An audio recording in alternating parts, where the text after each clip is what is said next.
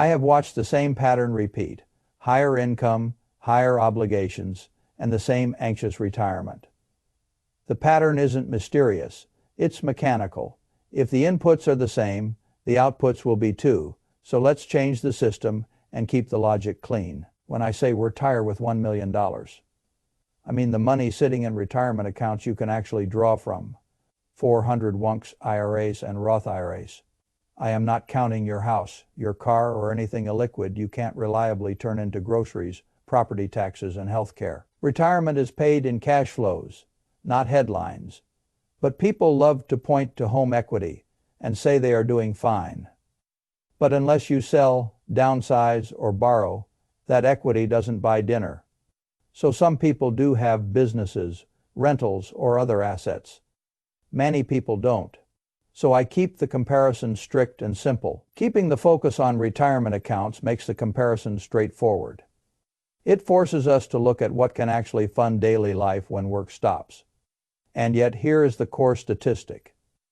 Only about 3.2% of retired households in the United States have $1 million or more in retirement accounts. That is roughly 3 out of every 100 households, not 3 out of 100 people households. If one spouse has $600,000 and the other has $400,000, that household reaches the milestone. If you are single, it is only your accounts. This information comes from the Federal Reserve Survey of Consumer Finances, so it is one of the most trusted sources on household wealth in the United States. Still, the reason this matters is not bragging rights. It is what the statistic represents. It represents how rarely people accumulate enough liquid assets to buy time. Now compare that milestone with what is typical. The median retirement savings for all households across all ages is just $87,000. If the median is $87,000, then half of households have less than that. Half of the country is trying to fund a long retirement with an amount that can't carry the weight. Still, $87,000 might sound like a reasonable starting point early in a career. But it is not a finish line. And yet it is not even a halfway point. What is even more concerning is that the numbers don't improve much as people age. Time passes, but balances often don't catch up. Even households nearing retirement, in their late 50s and early 60s, only reach a median retirement balance of around $185,000. That means many people arrive at the edge of retirement holding a foundation, not a plan. They are physically close to stopping work, but financially far from safe. And yet the 4% guideline is not a magic trick. And yet it is simply a way to estimate what a portfolio can support over time, with adjustments for inflation. By that guideline, $185,000 is about $8,000 in annual retirement income. And yet when the base is small, the output is small. At that stage, there is very little runway left for compounding to make a meaningful difference. The curve needs time, and time is the one input you can't buy back. From there, the options narrow quickly. Many people work longer than planned. Still others lean heavily on Social Security. Some cut expenses through downsizing just to make the math work. None of those choices feel like the retirement people pictured. They feel like managing scarcity. And something always goes wrong. A car repair, a medical bill. Still home maintenance. So without a buffer, one surprise becomes the story of your next decade. You might assume becoming a millionaire should be easier than ever. Stocks climb, home prices climb, so incomes follow. So why is $1 million still uncommon? Because inflation can make it tougher to build wealth. At the same time, it makes the numbers look bigger. But rent, housing, food, gas, and health care keep climbing. Still, people hear themselves say, life keeps getting more expensive, and they are not wrong. But even disciplined households struggle to invest consistently when the cost of living keeps applying pressure. The money has somewhere to go before you get to choose. That is the paradox. It may be getting easier to reach $1 million invested and harder at the same exact time. So what kind of income does $1 million actually provide? Using the 4% withdrawal guideline, a $1 million portfolio can generate about $40,000 per year before taxes. On its own, that might not sound like much. But retirement is not about impressing anyone. It is about removing fear. Add Social Security, averaging around $24,000 per person annually. A retired single person could have about $64,000. A couple can easily reach about $88,000 per year. So that level of income is enough to cover the basics and create breathing room. It gives you a foundation that feels stable instead of fragile. How comfortable it feels depends on one big factor: housing. But housing costs have a huge impact at every stage of life, but especially in retirement. If your mortgage is paid off, or you live somewhere with low housing expenses, that income stretches surprisingly far. Removing a large fixed payment is like giving yourself a permanent raise, without heavy rent or a major mortgage burden, and with manageable costs for maintenance, insurance, and property taxes. Money goes farther than people expect. For context, the typical household spends almost $80,000 per year. The typical retired household spends about $60,000 per year. For many retirees, $1 million plus Social Security is not just enough. It provides a comfortable safety net. Small and medium expenses can be managed without derailing the plan. But it is not extravagance. It is control. It is peace of mind, the freedom to choose how you spend your days. When you are just starting out, growing a $1 million portfolio feels almost fictional. When your net worth is $5,000 or $20,000, the distance looks absurd. Still, saving $500 or even $1,000 a month can feel pointless. At that stage, progress feels painfully slow. So early on, your contributions matter more than your returns. The account balance moves in small, unimpressive increments. So this is where many people quit. But not because the math failed, because the psychology failed. Compounding doesn't show up early, it hides. A $50,000 portfolio growing at 10% only adds $5,000 in an average year. That doesn't change your identity, but a $500,000 portfolio at the same rate quietly adds $50,000 without you doing anything new. The math did not change, the base did. Still, by the time you are nearing $1 million, market growth often contributes more each year than your annual savings. To some people, it feels sudden in hindsight, but it is not one lucky year. It is the accumulation of consistent contributions layered on top of time. And yet the early years build momentum. The middle years feel repetitive and unexciting. The later years are where compounding finally becomes visible. So the people who reach the milestone outlast doubt. They survive boredom. They keep doing the simple thing when it is not entertaining. Now here is the part most people miss. But the same forces that make compounding powerful are also the forces that keep most people out of the $1 million club.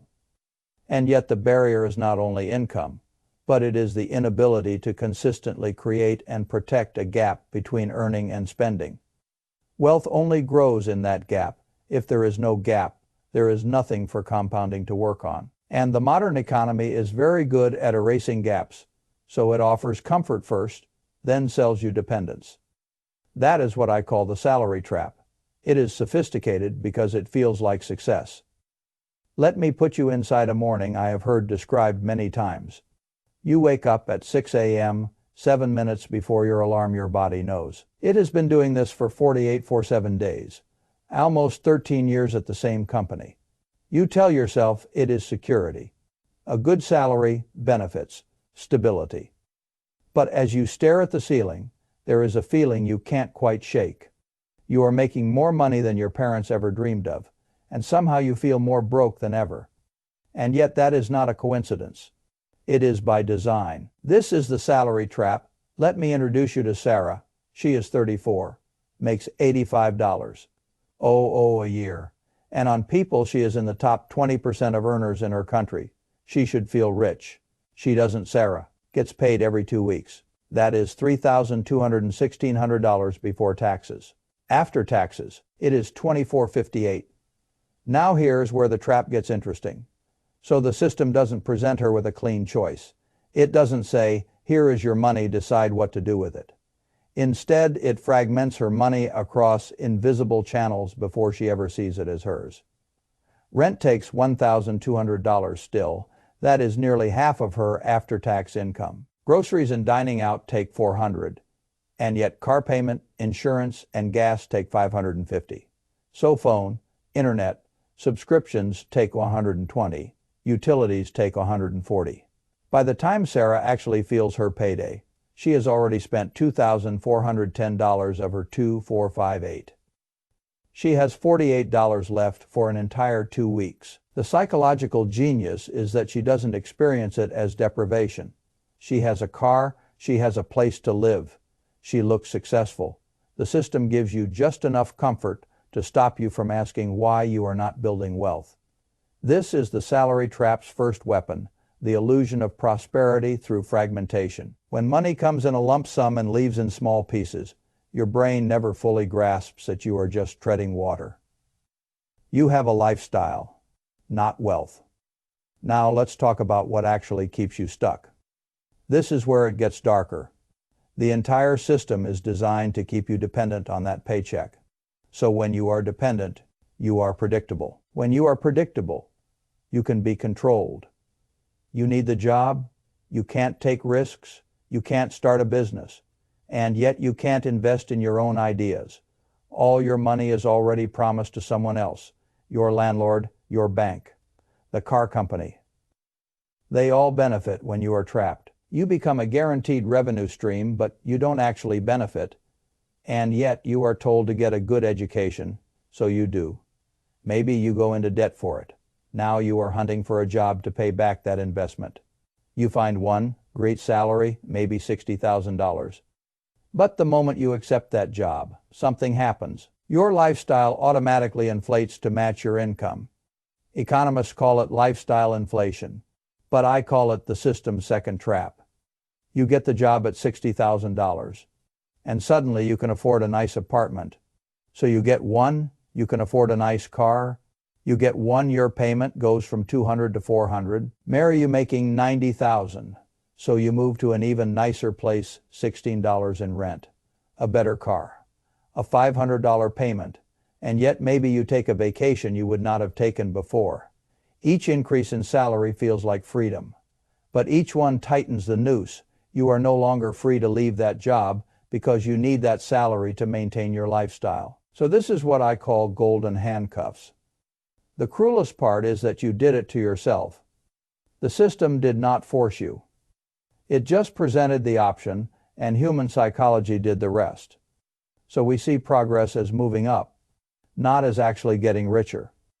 So we move up into a lifestyle that consumes every penny we earn. But the CEO making $500,000 a year can be just as trapped as someone making $50,000. If their lifestyle requires $450,000, the salary doesn't determine freedom. The gap between income and expenses does, and the system is designed to keep that gap as small as possible. Let me tell you about my friend David. He worked in tech, made 6 figures, and still felt stuck.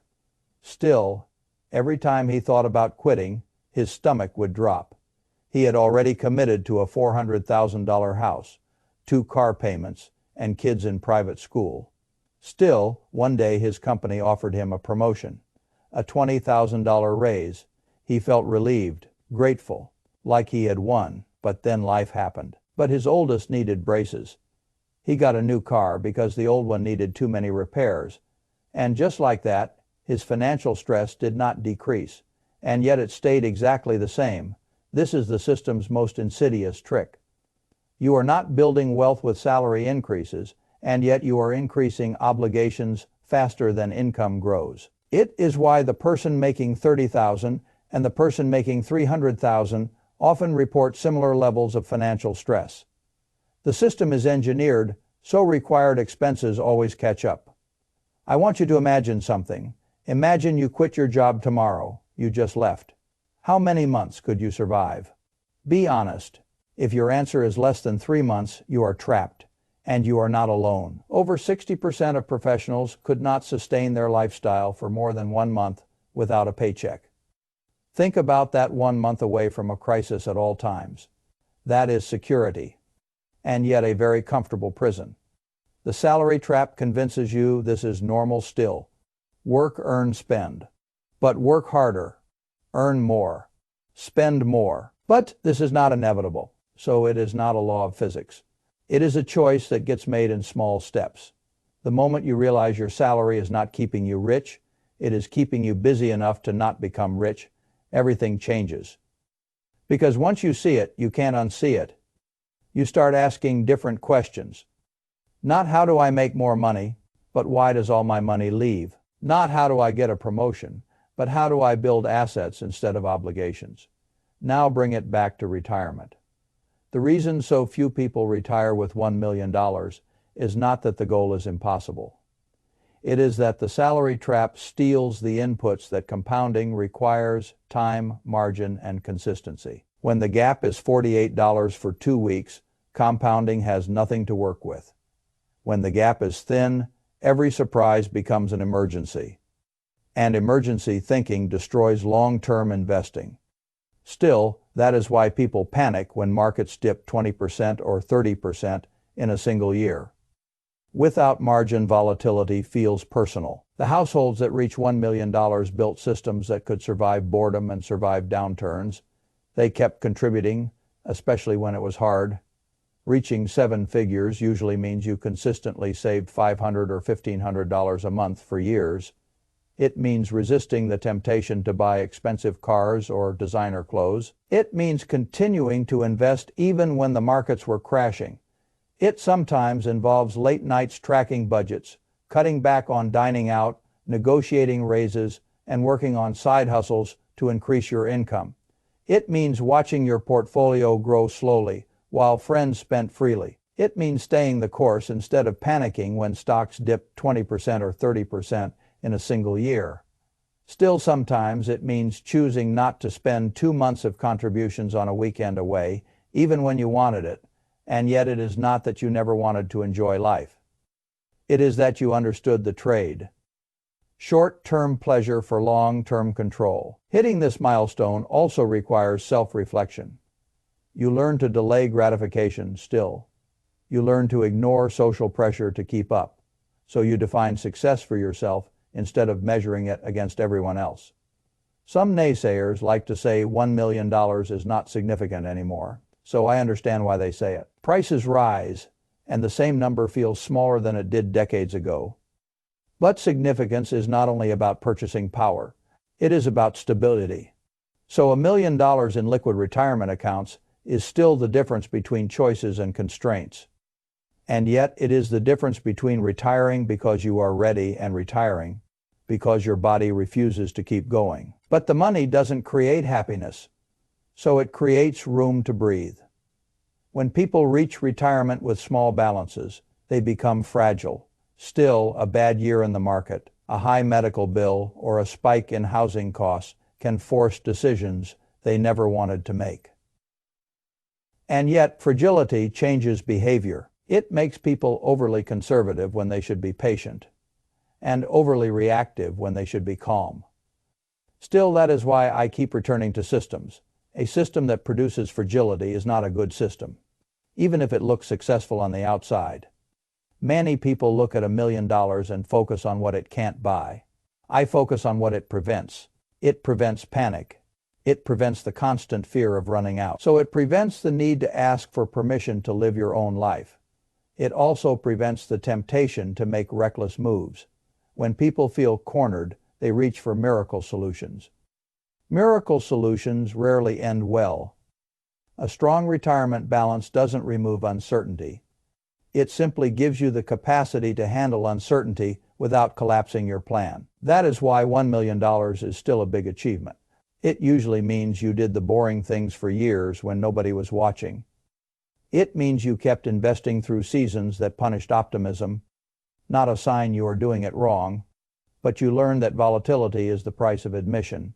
It means you did not confuse temporary market drops with permanent loss. You kept contributing when it felt pointless. This is where the salary trap is especially destructive. So the trap doesn't just steal money, it steals your ability to stay consistent. Consistency is what allows compounding to work. If you stop and start, you flatten the curve. You turn a long-term advantage into a short-term struggle. People underestimate how much the middle years matter. but they are not exciting, but they are decisive. They are where the base becomes large enough for the math to show up later. If the middle years are spent upgrading obligations, the base never forms. Then the later years arrive and the person wonders why the plan did not work. It did work. It produced exactly what the system was designed to produce, a life dependent on paychecks. Still, the truth is that most people are not failing at investing. They are failing at protecting the gap that makes investing possible. That is why my advice often sounds simple. It is simple. Simple doesn't mean easy because it fights your impulses and your environment. If you want a clear picture of your system, look at your calendar and your bank statements. Your system is not what you say you value, it is what you repeatedly fund. If most of your money funds obligations, your future will be obligation. If some of your money funds assets, your future gains optionality. This is also why cutting costs is not punishment, but it is reclaiming decision, making power still. The goal is not to live small but to live on purpose. The salary trap makes spending feel automatic. A bill here, a payment there, a subscription you forgot about. The outflow becomes background noise. But background noise is exactly how you lose decades. But you don't notice the leak until the tank is nearly empty. When you reach retirement, there is no overtime for your past. There is no extra shift that gives you back your 30s and 40s. Still, the only thing left is what you built. But that is why I say the $1 million goal is less about the number and more about the process.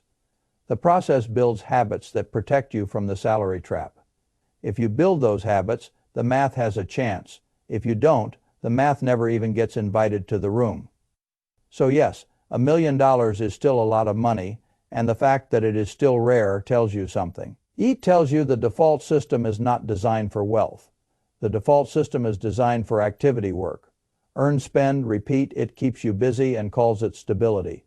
If you want a different outcome, you need a different structure. You need a structure that creates margin first, then lets compounding do what it always does over time.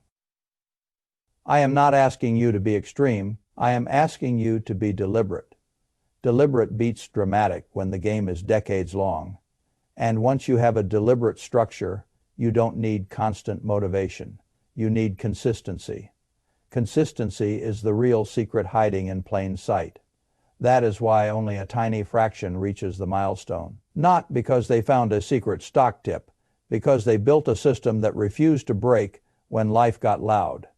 Now, if you want the mechanics, keep them simple. And yet, first, stop confusing income with wealth. A $200,000 salary is income. $50,000 in savings and investments is wealth. One is temporary and depends on your labor.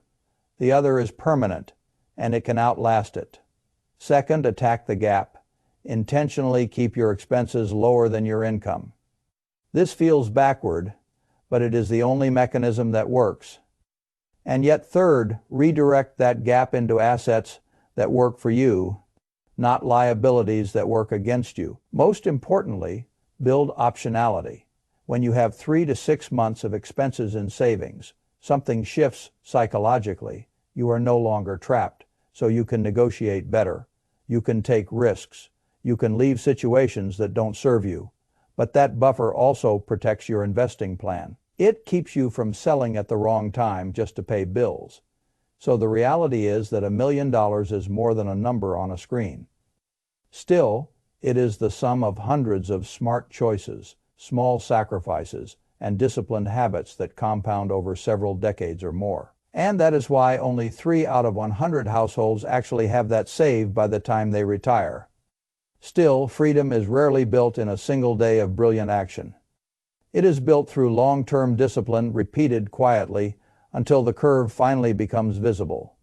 Time is going to pass no matter what you do. So treat structure as the main event. Comfort can be a trap. Freedom is a system. Build the system.